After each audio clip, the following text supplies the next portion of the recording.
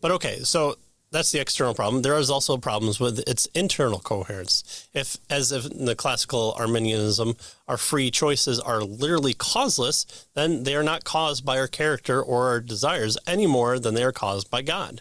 And if this is the case, our free choices are totally accidental happenings, unconnected with anything in the past. I kind of brought that up a little bit early, but that's all right. They are surprises, worse than hiccups occurring at awkward times. Whoops, sorry, I didn't know that I had the shotgun in my hand and I accidentally robbed the grocery store.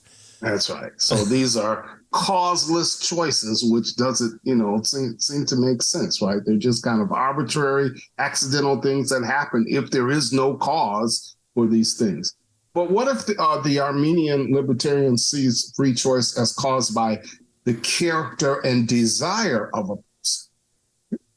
Well, Frame says then, he is introducing factors that themselves causes in heredity and environment, causes that precede the conscious life of the individual, right? So maybe it's because of the person's character, how it was shaped and their desires and, how they were born, the family they were born into, their social conditions and all that kind of stuff kind of molded them to do these various things. Oh, really? He says. Well, then now we're having, he says the Arminian libertarianism has substituted an impersonal cosmic determinism for the personalistic determinism of a biblical creation.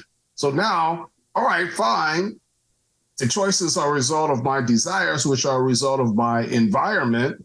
So now, we have an imperfect cosmic determination instead of God.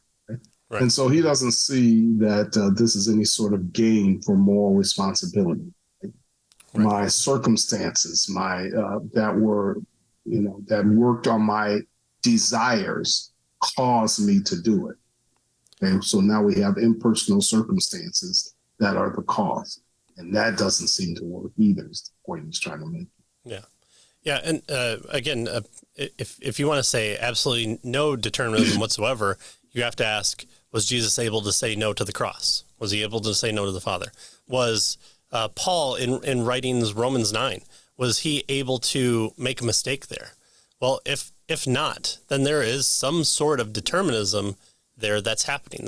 There's something that Paul could not have done in writing Romans 9. He couldn't have fallen halfway asleep and wrote for Jacob he hated, but Esau he loved.